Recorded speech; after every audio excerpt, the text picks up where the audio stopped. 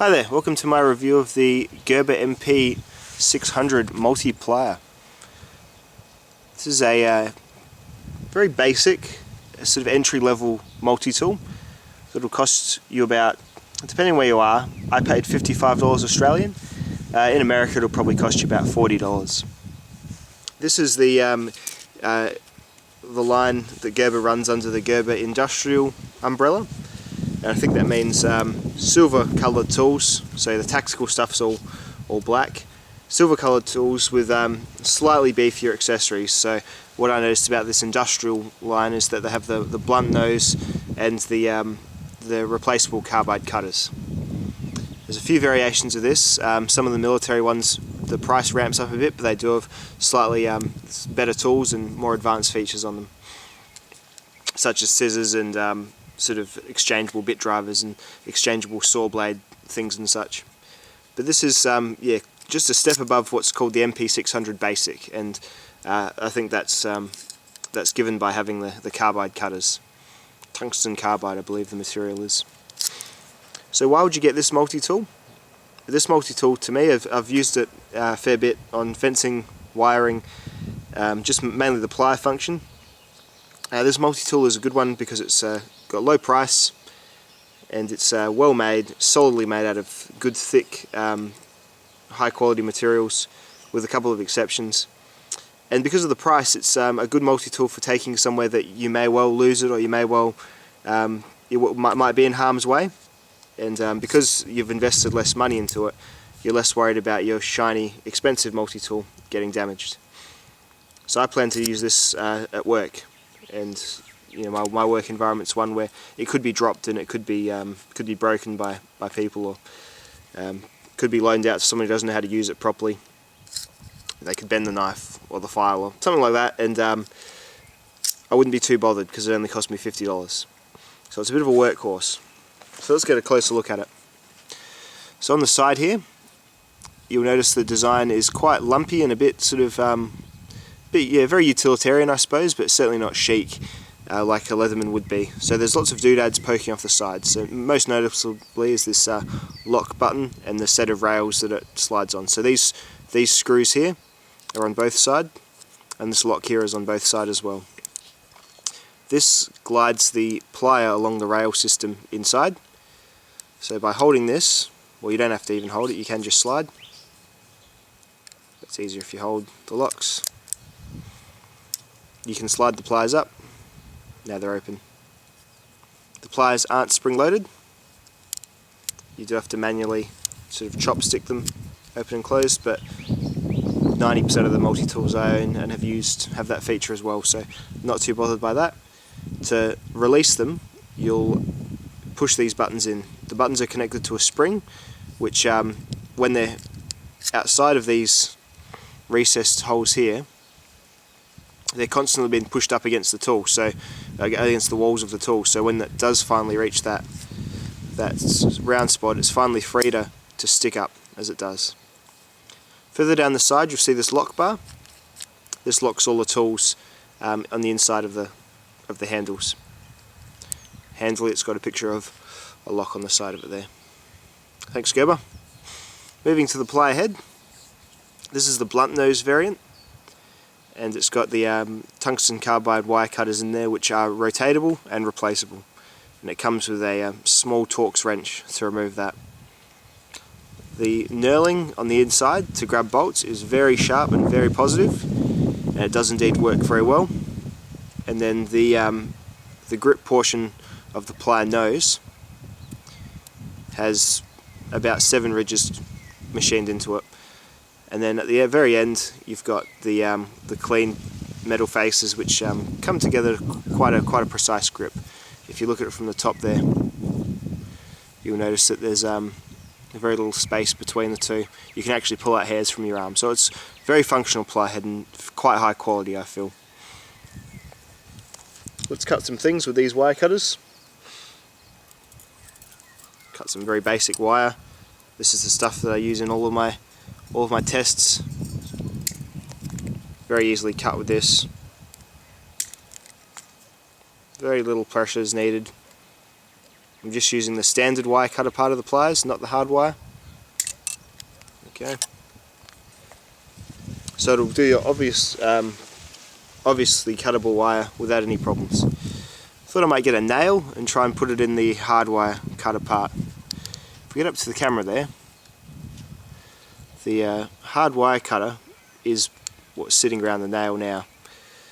It's a slight groove in the surface of the carbide cutters, which is where you put your harder stuff. So let's see how well this Gerber does on this nail. I'm not expecting it to actually cut it because it's quite thick, and it's a nail, so it's made out of good steel or iron. Let's go. Oh, and as quick as that, it's gone. Both of those pieces flung completely in opposite directions, so I can't find them, but the cutters remain undamaged by the looks.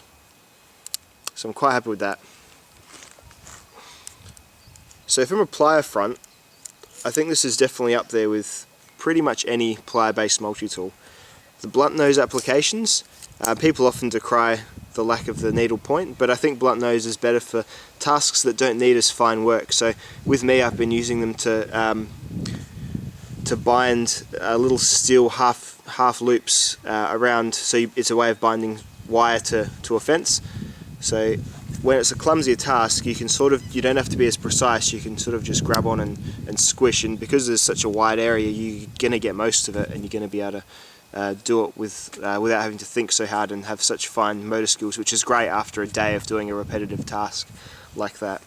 So say if you're just trying to cinch some wire, you can quite quickly just grab onto any part of them and squish in. So I think that's quite good for this purpose. I think for your general multi-tool that's going to be used for anything, I think a needle point is still the best way to go, but because I bought this for a specific function, which is just the plier function pretty much, I think it's quite fine having blunt nose pliers, and somewhat desirable for me anyway. And the plier head does fling open if you once you've used it for about a week or so. It flings open every time. It's just a bit of a knack to it as well. Just sort of a whip type motion with your wrist, and just hold it loosely down the bottom, and yeah, it does happen, just takes a while. Another thing I noticed about the pliers is there's still some sort of friction, like they don't just sort of swing shut on themselves, so you can sort of move it to any point and it stays there despite gravity. So whether it needs oil or whether I even want that feature to disappear, I'm not too sure. I'm not too bothered, to be honest. So that's the pliers. They fold away into the handle. Now, this is an old style multi-tool, so all the tools are inside, so you do have that extra step of opening up, but we'll just go through the tools quickly. Can opener, I don't use the can opener, I'm not fussed. Wouldn't be bothered if they didn't put can openers on multi-tools. Phillips head, so it's a bit of a stubbier Phillips head driver when compared to the other tools of this multi-tools class. Block of wood with a Phillips head screw in it.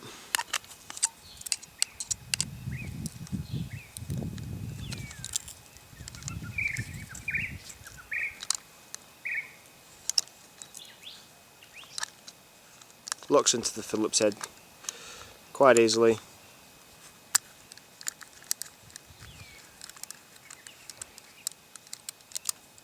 And there you go.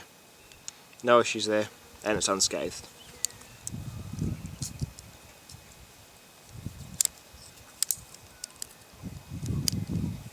And you've got a lanyard loop, which people often say, oh, why'd they put the lanyard loop? I would have rather some scissors. I think because I'm using this primarily for the pliers, I see the inside tools as a bit more of a bonus. Because I'm using it as pliers, and because often you use pliers at above ground level, I think this is a really quite a worthwhile thing, because you could put a lanyard through this and attach it to your belt on a carabiner, or just even around your wrist. So if you were to drop this off a ladder, you wouldn't have to A, climb down the ladder and get it again, it'd just hang off your wrist, or B, wouldn't break it by dropping it onto cement. So I don't think the lanyard ring is too much of a bad idea. I'd sooner go without a can opener if they were going to replace and move around tools on this. And then you've got a quite positive serrated knife. You'll notice, and people often do complain that the knives, they lose this bit of clearance here, and that's true. but for any stuff that you're going to be doing in the air, this will be fine. And again, this multi-tool I use more for the pliers, and I intend on using more for the pliers. All this other stuff is just a bit of a bonus. So that's the tools on that side: can opener, Phillips, lanyard and serrated knife. On the other side we've got a file. So you've got a checkered design here, and then you've got the standard mill cutting file on the other side. Here's an axe head. You'd use this in a certain, you could use this to keep your axes perhaps a bit sharp, and you get all the little imperfections out of them. And that is cutting.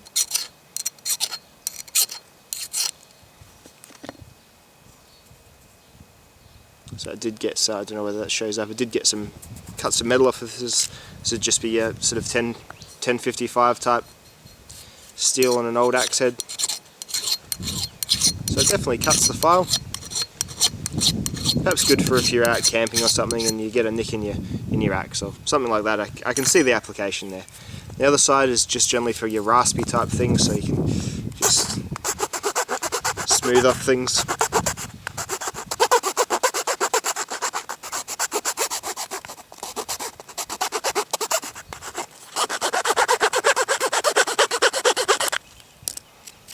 So sort of just beveled that corner of this wood.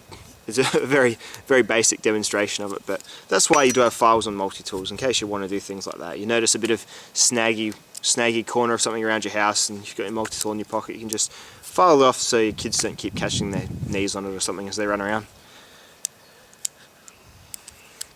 Then you've got 3 drivers, all flatheads. I very rarely use flathead drivers, so 3 of them is 3 extra tools I probably won't use. The top one has a bottle opener, which I guess I use from time to time, but probably not my multi-tool bottle opener. So there you go. And the other side's your knife blade. Knife blade's got a bit of a weird shape, and I'm not super fond of it being on the tip like that without having any sort of belly. So all the pressure rather is on the tip when you cut something. So say if you've got some, what have I got around here?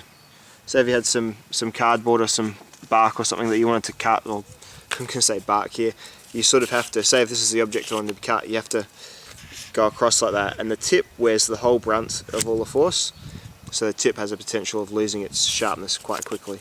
The knife came from the factory, sharp enough, definitely a utility edge on it. That's fine, that's all you really want from a multi-tool knife, just more of a just in case type thing. If you are up that ladder and you need to cut something, say you need to cut the lanyard that the tool was wrapped around your wrist with, or something like that. So not a big deal. I would sooner have a better knife on there, and Leatherman do their knives much better. But that's that. So that's all the tools on the inside. So I've done the tool review and shown you about the pliers. I'll just get into the general fit and finish of the thing. It's got a bit of a subdued appearance, you probably notice, when you compare it to a Leatherman, which is often quite high gloss. It's got this sort of matte finish, which I don't actually mind, and it does sort of lend an air of sort of, and I've said this about the super tool as well, I think it's more of a tool than sort of an everyday carry bit of flash gear. It's something that you would just be happy to have in your shed, just perhaps hanging on a hook off the lanyard loop, and just part of your kit that you go to in your toolbox. I am going to carry it in more of a work sense of everyday carry. I would never walk around this in my jeans, but I'm going to put it in a sheath on my duty belt. So I think it'll be happy to do any sort of industrial or work type tasks with it. The pliers are often given a fair bit of lip for being rattly, but that doesn't bother me at all. I'm not fussed about rattly pliers because they do work. It's just really purely aesthetic. And they need to be rattly because it means they've got a bit of clearance so they can slide up and down that rail easier. One thing I do have somewhat concern about is, as I said, you could be using this up high, and I would wonder what would happen if you were to drop this and for it to land on these plastic blocks. It could be the strongest plastic in the world, but it's still got a slight bit of give in it, and I could just imagine this piece just shattering or breaking in two, or because there would be a stress point around this rivet here, and I would wonder if you dropped it like from a distance, what would happen with the full weight of the tool, because the tool weight is about 230 grams, which is about what a Leatherman super tool Leatherman rebar might weigh. Now Leatherman rebar is about 190, so it's somewhat between a super tool and a rebar, so it is quite weighty. So the whole weight of it landing on this point, as rare as that would be to happen, would probably break it, I think anyway. I'm not willing to test it because this is my personal one and I don't want to break it. This around here is plastic as well, but I think that's less likely to be damaged because it would be protected in any dropping by these three metal bits here. The spring inside, Leatherman go for springs that are part of the integral part of the frame. Leatherman has gone for an Gerber, has gone for an actual spring. You can see it there bouncing up and down with the lock. So whenever I see an actual spring, I kind of associate that with a part that could fail, but then I guess it's a part that is replaceable as well, probably with a bit of pain though. So that's how your locks work on a spring, and they certainly don't have that same positive click when you open them. So we'll just have a listen. Just sort of a silent little slide forward. They are positive, like there's very little movement, but it's yeah, just less of that perfection that you get from your other brands. The steel itself looks fine. It has a very sort of I've said the word industrial about a million times, but it does really have that feel to it, like something that they just make millions of, come off the line to send to every single soldier or car mechanic or everything like that. So it feels like something that's mass produced. So you can just see certain bits that probably miss the quality control that wouldn't show up. Like these handles have a certain, this one's a bit higher than this one, and it's probably to fit the tools in, but sort of just when you look at it in the light, the bevels are slightly mismatched, and when you look at the pliers, there's certain uneven grinds and things on the side, but all that stuff is just, in my opinion, not particularly important because it's still a very functional set of pliers, and still has some somewhat functionable tools inside as well that I may use from time to time. For example, the flat screwdriver, the large one, that is quite thick, so I would be not too fussed about using that in the price sense. A, because it is thick and it looks like it would take it, and B, because as I said at the start of this review, it's a $50 tool, so if it didn't, I wouldn't be too bothered. So the Gerber, I was going to say super tool, Gerber MP600, not a bad multi-tool, especially for the price. Other entries in this price category from Leatherman are still your keychain to pocket-sized multi-tools. So this is a full-sized or a full-duty multi-tool for about the same price. So quite a good deal, I think. I like the opening pliers that come out of the handle like that. Wouldn't mind if they were spring-loaded, the pliers themselves, but I think if you went up a couple of pay scales, you'd probably find the slightly more advanced range of Gerbers were. Certainly not something that you'll be treasuring, I would say. I really value my Leathermans. Like I like to look at them and play with them and get them out and sort of line them up and do all that sort of fanboy stuff with them. This you don't feel as strongly for, but it's unarguable how utilitarian and how functional it actually is. So that's about all I have to say about the Gerber MP600. Thank you very much for watching. See you then.